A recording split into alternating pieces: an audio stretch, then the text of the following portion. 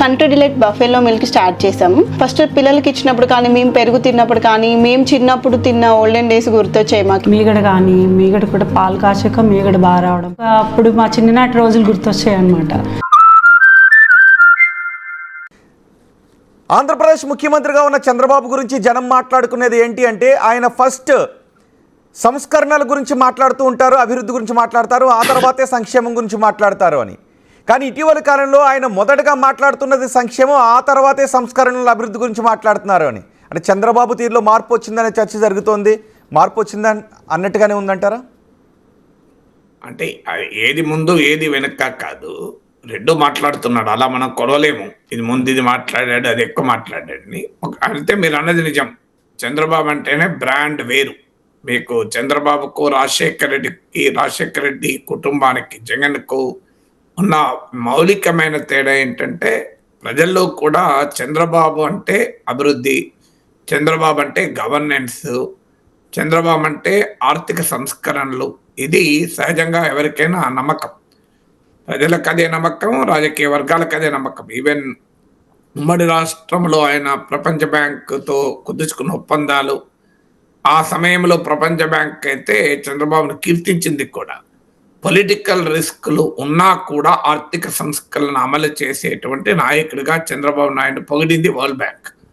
Even Chandrababu Naidu కూడా చెప్తూ ఉంటాడు, 90s ఎకనామిక్ రిఫార్మ్స్ ఇండియాలో సిస్టమేటిక్గా ప్రారంభమైన తర్వాత 91లో మిడ్-90sకి వచ్చే వరకు ఏ రాష్ట్రమో అందుకోనంత వేగంగా చంద్రబాబు నాయుడు ప్రభుత్వమే అందుకుంది.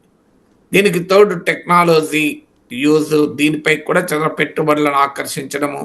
సో ఇదంతా చంద్రబాబు నాయుడు బ్రాండ్. ఆ బ్రాండ్ను కంటిన్యూ చేయడం లేదని కూడా చెప్పలేము. ఇప్పుడు మీకు ఉదాహరణకు టెక్నాలజీ రంగంలో క్వాంటమ్ వ్యాలీ, ఆర్టిఫిషియల్ ఇంటెలిజెన్స్ అంటున్నాడు. పెట్టుబడులను ఆకర్షించడం పైన ప్రధానమైన ఫోకస్ పెడుతున్నాడు. మీకు ఈ తన ఇమేజ్, ఆర్థిక సంస్కరణ ఇమేజ్ కూడా, ఇప్పుడు పబ్లిక్ ప్రైవేట్ పార్ట్నర్షిప్, మెడికల్ కాలేజీలని జగన్ ప్రభుత్వ రంగంలో నిర్మిస్తానంటే వాటి పబ్లిక్ ప్రైవేట్ పార్ట్నర్షిప్ పేరిట పీపీపీ అంటే ఒక రకంగా ప్రైవేట్ వారికి అప్పజెప్పడమే అది. సో ఆ విధానాలు అనుసరిస్తున్నాడు. సో సంస్కరణల బాటను చంద్రబాబు పూర్తిగా వదిలేశాడు అని చెప్పలేము. అయితే సంక్షేమ బాటను మాత్రం అందుకున్నాడు. ఈ తేడా ఎందుకు కనబడుతుంది మనకు అంటే, 2004 ఎన్నికలకు ముందు ప్రపంచ బ్యాంకు ఆదేశిత, ప్రపంచ బ్యాంక్ నిర్దేశిత ఆర్థిక సంస్కరణలు, ఆర్థిక విధానాలు రాజకీయంగా సవాల్గా మారుతున్న చంద్రబాబు నాయుడు గుర్తించలేదు. సో ఎట్టి పరిస్థితుల్లో తాను ఆర్థిక సంస్కరణల బాటకి కట్టుబడి ఉంటాను, ఆర్థిక సంస్కరణలే అభివృద్ధిని డెలివర్ చేస్తాయి, అభివృద్ధితో ప్రజలు సంతృప్తి చెందుతారు అని ఆయన నమ్మకం. ఆయన అలాగే నమ్మాడు కూడా. అందుకే 2004 ఎన్నికల సమయంలో కూడా తాను గెలుస్తాననే విశ్వాసంతోనే అలిపిరి కట్టిన తర్వాత ఎన్నికలు ముందుకు కూడా జరిపాడు. కానీ మనకు క్షేత్రస్థాయిలో ప్రజల మూడు అర్థం చేసుకున్న వాళ్ళకి స్పష్టంగానే అర్థమైంది, లేదు పరిస్థితి మారుతోందని. నాకు ఇప్పటికీ గుర్తు, అప్పుడు TV9 ఒక్కటే ఉండేది. సో TV9లో నేను దేవేంద్ర గౌడ్ ఒక డిబేట్లో పాల్గొన్నాను. నేను 15 రోజుల ముందు చెప్పాను, మీకు ఇప్పుడు రాజకీయ సంకేతాలు చూస్తుంటే తెలుగుదేశం ఓడిపోయేలా ఉంది అంటే దేవేంద్ర గౌడ్ వినలేదు. ఎట్టి పరిస్థితుల్లో ఓడిపోము, ఇంటెలిజెన్స్ సమాచారం అదే చెప్తోంది అని. లేదు మీకు అర్థం కావడం లేదు అన్నాను. రిజల్ట్స్ తర్వాత వచ్చి నిజమే సార్ మీరు అన్నది అన్నాడు. సో తర్వాత మీకు చంద్రబాబు నాయుడు కూడా మాట్లాడారు. సో అప్పుడు అంగీకరించారు రిజల్ట్స్ తర్వాత. కానీ రిజల్ట్స్కి ముందు చాలా నమ్మకం ఉండే మేమే గెలుస్తాము అని. ఎందుకంటే ప్రజలు మూడును పూర్తిగా క్యాప్చర్ చేయలేకపోయారు. దీనికి భిన్నంగా రాజశేఖర రెడ్డి పాదయాత్ర జరిపి ప్రజల సంక్షేమం వల్లనే తాను గెలుస్తాను అని తన బ్రాండ్గా మార్చుకున్నాడు. తాను అధికారంలోకి వచ్చాక పెద్ద ఎత్తున ఇన్నోవేటివ్ సంక్షేమ పథకాలని మొదలుపెట్టాడు. అవన్నీ మంచివా చెడ్డవా, అవి ఆర్థికంగా సమాజానికి ఉపయోగపడతాయా, అవన్నీ వేరే డిబేట్, కానీ మొదలుపెట్టాడు. ఆ ఎన్నికల సమయంలో చంద్రబాబు నాయుడు అన్నది ఏంటంటే, రాజశేఖర రెడ్డి ఉచిత విద్యుత్ ఇస్తానంటే, ఉచిత విద్యుత్ ఇస్తే కరెంటు తీగలపై బట్టలు ఆరేసుకోవాల్సి ఉంటుంది, నేను విద్యుత్ సంస్కరణలు చేపట్టి పెద్ద ఎత్తున అభివృద్ధి చేస్తున్నాను విద్యుత్ రంగాన్ని అన్నాడు. చివరకు బషీర్బాగ్లో విద్యుత్ ఛార్జీల వ్యతిరేక పోరాటంలో 3 అమరులయ్యారు కూడా. సో అంత గట్టిగా చంద్రబాబు నాయుడు నిలబడేవాడు. ఈవెన్ ఆ గాయాలు ఆ విద్యుత్ ఛార్జీల వ్యతిరేక ఆందోళనలో పోలీసుల లాఠీలకు, తుపాకీ గుళ్లకు ఎదురొడ్డి పోరాడిన వారి గాయాలు తగిలితే ఆసుపత్రికి వెళ్ళి పరామర్శించాలన్న చంద్రబాబు నాయుడు చాలా రెసిస్ట్ చేశాడు. అలాగే ఎక్స్గ్రేస్ ఇవ్వటానికి కూడా నిరాకరించాడు. సాధారణంగా ప్రభుత్వం వెంటనే ఎక్స్గ్రేస్ చేస్తుంది. సో అంత కఠినంగా ఆర్థిక సంస్కరణలకు సమర్థించేవాడు. ప్లేన్ స్పీకింగ్ అని తానే ఒక పుస్తకం కూడా రాశాడు. సో అందులో కూడా తన ఐడియాస్ అసలు ప్రభుత్వ రంగం ఉండకూడదు, ప్రభుత్వము ఇది Adam Smith economic theory Wealth of Nations లో none should interfere with the business and the state should never interfere with the business అని. అంటే వ్యాపార వాణిజ్యాలలో ప్రభుత్వం జోక్యం చేసుకోకూడదు, అందులో ఎవరు జోక్యం చేసుకోకూడదు, అందులో ప్రభుత్వం అసలే జోక్యం చేసుకోకూడదు అని. సో ఈ ఫ్రీ మార్కెట్ ఎకనామిక్ థింకింగ్కు చంద్రబాబు నాయుడు పెద్ద ఓటరి. కానీ 2004 ఎన్నికలు పరిస్థితులు మార్చాయి. చంద్రబాబు నాయుడులో ఉన్న ప్రత్యేకత ఏంటంటే వెరీ హై సర్వైవల్ ఇన్స్టింక్ట్స్ ఉన్న నాయకుడు. అంటే పరిస్థితులకు అనుగుణంగా మారుతూ ఉంటాడు. మారాలి కూడా పొలిటీషియన్ అంటే. ఎవరైనా థియరీ ఆఫ్ ఎవల్యూషన్ కూడా చెప్పేది అదే కదా. సో ఎప్పుడైతే రాజకీయాల పరిణామాలు మారాయో 2009లో ప్రతి కుటుంబానికి 2,000 రూపాయలు మేము క్యాష్ ట్రాన్స్ఫర్ చేస్తాను అని ప్రచారం చేశారు. అయినా జనం నమ్మలేదు. వామపక్షాలు టీఆర్ఎస్తో కలిసి పొత్తు పెట్టుకొని వచ్చినా జనం నమ్మలేదు. అంటే చంద్రబాబు నాయుడు బ్రాండ్ సంక్షేమం కాదు, ఆర్థిక సంస్కరణలే అని. 2014లోమో ఈ సంస్కరణలు సంక్షేమం అనే అంశం పైన ప్రజలు ఓటు వేయలేదు.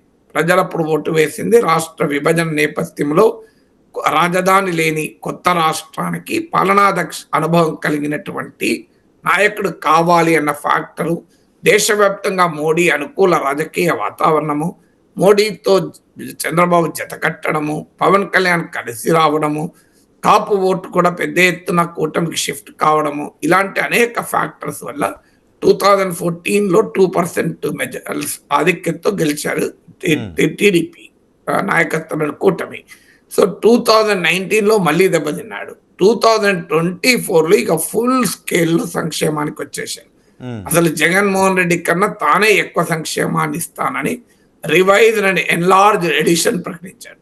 ఆయన అమ్మ ఒడి అంటే తల్లికి వందనం, ఆయన జగన్మోహన్ రెడ్డి అమ్మ ఒడికి తల్లికి వందనం, రైతు భరోసా, అన్నదాత సుఖీభవ, ఇప్పుడు ఆటో వాళ్ళకు వాహన మిత్ర, అది ఈవెన్ సూపర్ 6లో కూడా ఉన్నట్లేదు, ఇప్పుడు అది ఆటో వాళ్ళకు ప్రతి ఒక్కరి అకౌంట్లో డబ్బులు ఇస్తాను. ఇవి కాక అదనంగా మహిళలకు ఉచిత రవాణా, పెన్షన్లు పెంచి ఇస్తాను.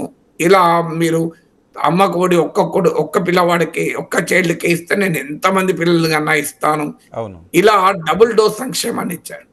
అయితే ఇక్కడ ఇంట్రెస్టింగ్ ఏంటంటే రోహిత్, 2009లో చంద్రబాబు ప్రతి ఒక్కరి అకౌంట్లో 2000 వేస్తానని అన్నాడు. రాజశేఖర రెడ్డి అదనంగా ఏ సంక్షేమ పథకాన్ని ప్రమించాడు. అయినా కూడా రాజశేఖర రెడ్డి గెలవగలిగాడు స్వల్ప మెజార్టీతో.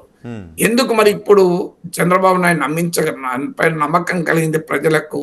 2009లోమో నమ్మలేదు, 2024లో నమ్మారంటే 15 ఏళ్లలో భారతీయ సమాజం కూడా మార్పు చెందింది.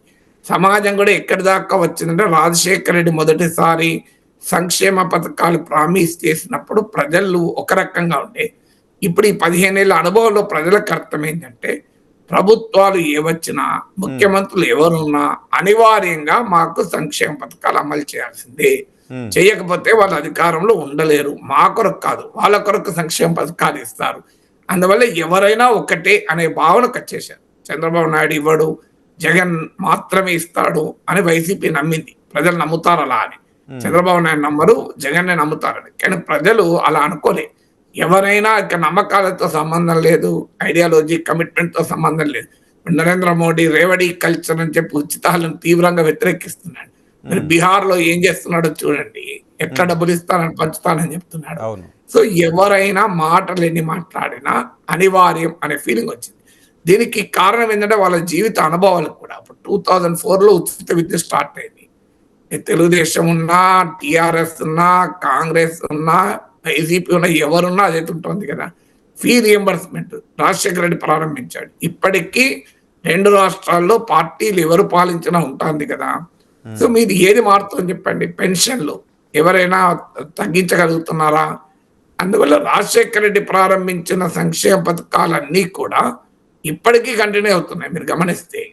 సో అందువల్ల ప్రజల్లో కూడా ఒక భావన ఏంటి అంటే, ఒక పథకం అనేది మొదలైతే ఎవరు దాన్ని ఆపలేరు అనేది నమ్మారు. సో అక్కడే జగన్ లెక్క తప్పింది. జగన్ లెక్క తప్పింది ఏంటంటే, తనది సంక్షేమం గనక నమ్ముతారు, చంద్రబాబు నాయుడు సంస్కరణలు గనక ఆయన సంక్షేమ పథకాలు ప్రామిస్ చేసినా నమ్మరు అని. ప్రజలు అలా లేరు. ప్రజలు ఏంటంటే ఎవరైనా మాకు పథకాలు ఇవ్వాల్సిందే అనే భావనలో ఉన్నారు. దాంతో పాటు జగన్ ఏమనుకున్నాడంటే, నేను ఇన్ని పథకాలు ఇస్తున్నా గనక డబ్బులు బటన్ నొక్కడం దాన్ని చూసి నాకు ఈవీఎం బటన్ నొక్కుతారు అనుకున్నారు. కానీ అక్కడే దెబ్బతిన్నది ఏంటి అంటే, ప్రజల్లో కూడా ఒక టెండెన్సీ పెరిగింది. రాజకీయ నాయకులు అడ్డగోలుగా సంపాదించుకుంటున్నారు, మా డబ్బులే కదా మాకు ఇస్తేంది అని 10 రూపాయలు ఇస్తే సంతోషపడతలేరు, 20 రూపాయలు ఆశిస్తున్నారు. అది హ్యూమన్ సైకాలజీ. మీకు స్కూటర్ కొనిస్తే కారు కొనియాలన్న సైకాలజీ లాగా. సో ప్రజల్లో కూడా వచ్చినటువంటి పొలిటికల్ సైకాలజీ మార్పుల వల్ల మీకు చంద్రబాబు నాయుడు చాలా సులభంగా సంక్షేమం నమ్మించాడు. అయితే అక్కడ ఒక క్యావియట్, జగన్ కు తనకు ఒక తేడా అని చంద్రబాబు చెప్పాడు. జగనేమో సంపద సృష్టించకుండా అప్పులు చేసి పంచుతున్నాడు, నేను సంపద సృష్టించి పంచుతాను, సంపద సృష్టిలో నాకు అనుభవం ఉంది, మీరు హైదరాబాద్ లో సైబరాబాద్ ఎగ్జాంపుల్ అని ఆయన చెప్పాడు. ఇది కొంతవరకు చంద్రబాబు నాయుడుకి అడ్వాంటేజ్ గా ఉంది కూడా ఈ అంశం. కానీ ఇప్పుడు అనుభవం చూస్తే చంద్రబాబు నాయుడు ఏమో అప్పులు చేయడం తక్కువ చేయడం లేదు కదా, భారీగానే అప్పులు చేస్తున్నారు. చంద్రబాబు నాయుడు అధికారంలోకి వచ్చాక అంటే సంపద సృష్టికి బీజాలు పడుతోందంటారా? సంపద సృష్టి బీజాలు అనేది భూమి లోపల ఉంటాయి కనుక ఇప్పుడు అర్థం కాదు. పైకొచ్చి మొలకెత్తి మహావృక్షాలు అయినాక దాని గురించి ఆలోచిద్దాం. ఇప్పుడు పడుతున్నాయా పడతలేదా అంటే జియాలజికల్ స్కానింగ్ చేయాల్సి ఉంటుంది, బీజాలు కదా. సో కానీ ఫండమెంటల్ క్వశ్చన్ ఏంటంటే, జగన్ సంక్షేమము వరకు తనకు తేడా ఉంది అన్నారు. కానీ ఇప్పుడు చంద్రబాబు నాయుడు జగన్ సంక్షేమ పథకాలతోనే పోటీ పడడం లేదు, జగన్ అప్పులతో కూడా పోటీ పడుతున్నాడు. సో ఇప్పుడు అప్పులేమి తక్కువేమి తీసుకుంటలేరు.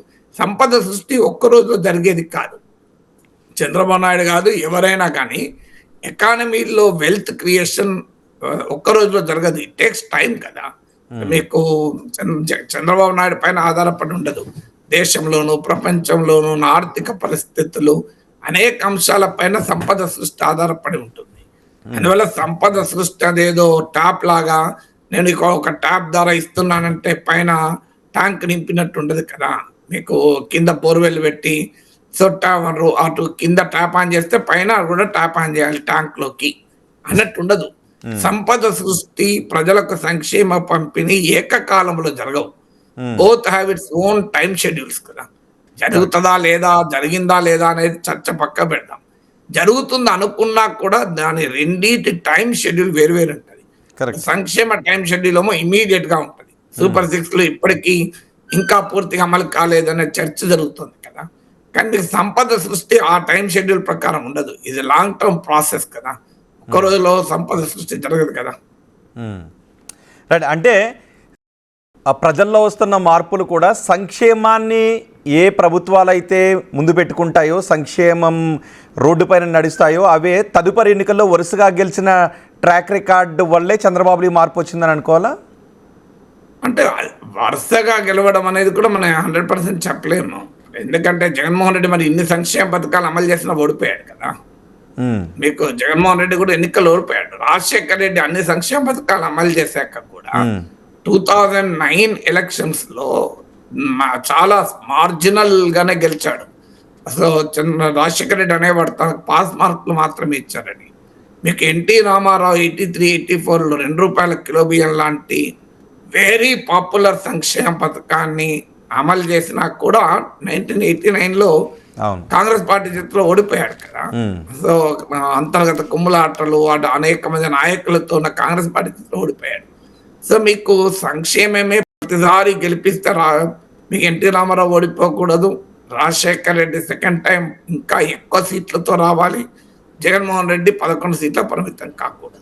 మరి ఇవి 3 ఉదాహరణలు కదా.